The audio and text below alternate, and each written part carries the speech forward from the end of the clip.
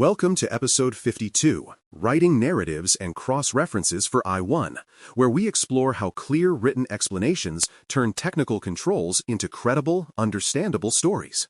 Strong narratives drive acceptance because they bridge the gap between policy and practice. They show assessors what the control is, why it exists, how it operates, and where the supporting evidence lives. Without this clarity, even well-implemented safeguards can appear incomplete. Weak narratives rely on vague promises or jargon. Strong ones use simple, specific sentences that tie directly to real proof. A strong narrative is easy to read out loud, logical from start to finish, and written as though explaining the control to someone seeing it for the first time. In I1, this discipline is essential. Good writing speeds assessment, builds confidence, and transforms technical compliance into believable assurance. A consistent structure keeps every narrative predictable and easy to follow. The most effective format includes three short parts: context, intent, and implementation. Context explains what the control protects and why it matters.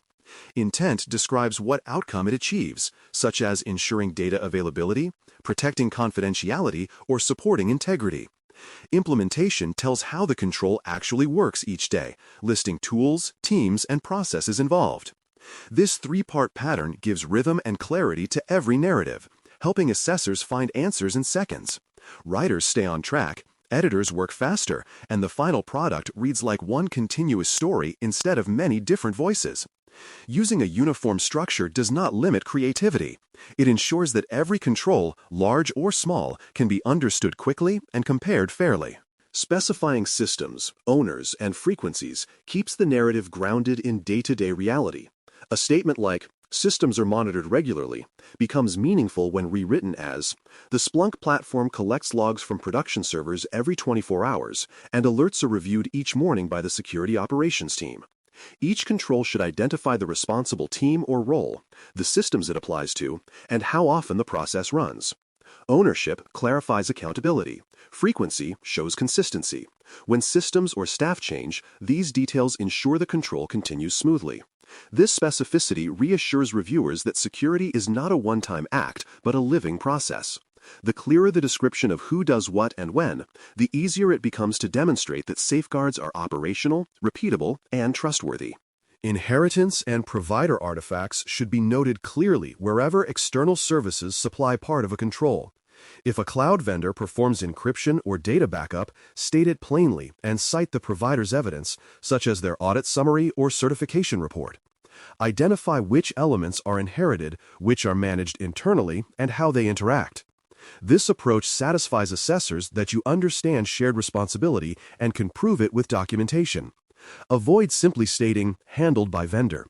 Instead, write, "Our cloud hosting provider encrypts data at rest using enterprise-grade key management. Their annual audit report confirms this, and we maintain a copy in Folder 7. Such specificity demonstrates both awareness and control. Acknowledging inheritance is not passing the buck. It is showing that accountability is tracked and verified. Exceptions, waivers, and compensating controls belong directly in the narrative so readers see how risk is managed rather than hidden.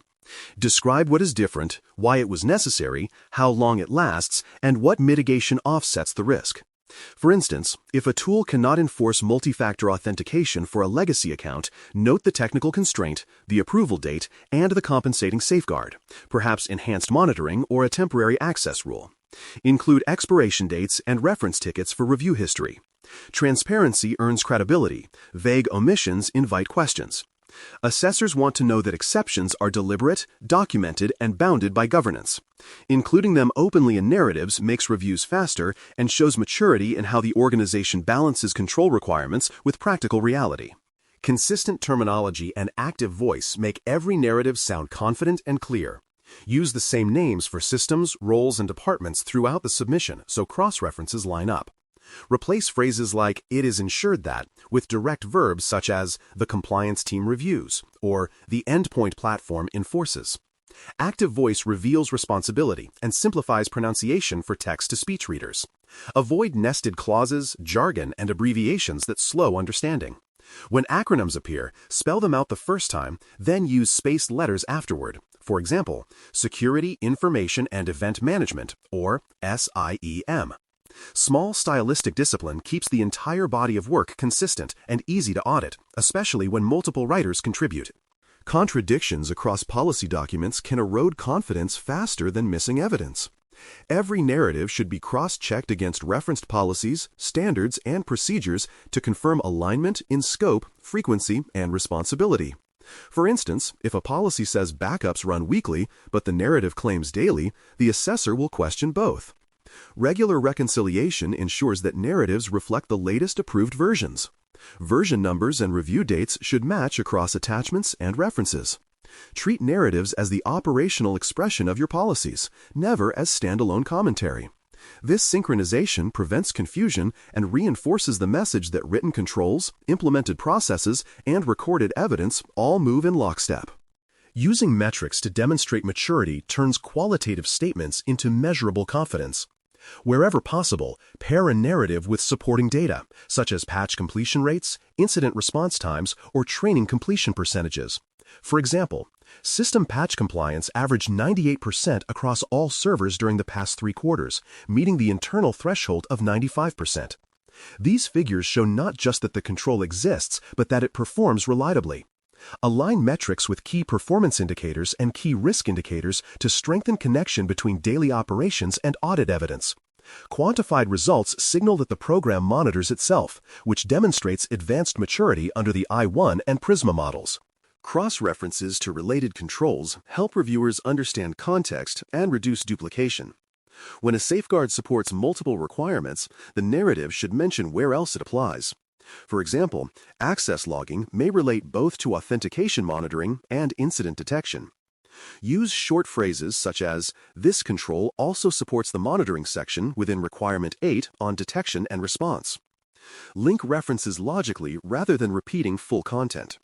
Cross-references show interdependence between processes, highlighting the cohesive structure of the security program.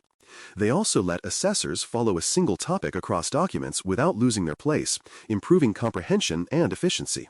Internal quality review and editorial discipline ensure the entire package reads as one unified document. Before submission, a separate reviewer checks grammar, flow, evidence accuracy, and consistency of terms. Each paragraph should be verified against its referenced materials and policies. Edits focus on clarity, tone, and correctness, ensuring statements sound factual and confident rather than promotional. Reviewers should read aloud sections to confirm they work well with text-to-speech systems, adjusting punctuation and phrasing where necessary. Peer review cycles catch small errors early and preserve a professional, credible voice throughout. Quality assurance for writing is as important as technical testing for systems. Clear, credible, and concise narratives reflect the maturity of the organization itself. They explain controls in plain language, cite real proof, identify who and what performs them, and connect seamlessly to related requirements. By maintaining consistency, confirming scope, recording exceptions, and linking evidence with precision, an organization demonstrates command over its environment. Strong narratives save time, prevent confusion, and satisfy assessors because they tell one clear story supported by verifiable facts. That is the I1 expectation, controls that not only exist but can be described, traced, and proven through writing that is organized, transparent, and ready for any reader or reviewer.